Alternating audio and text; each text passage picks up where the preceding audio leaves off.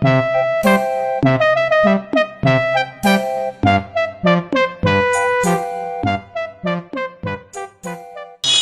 একটা গাড়ি মারতেই হবে,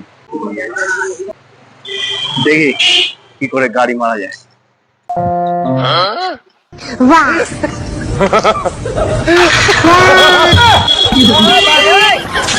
ও দাদা, দাঁড়াবেন?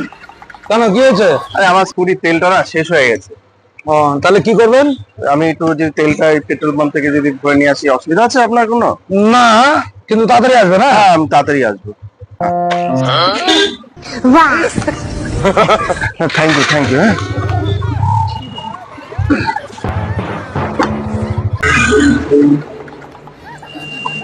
দাদা ওটা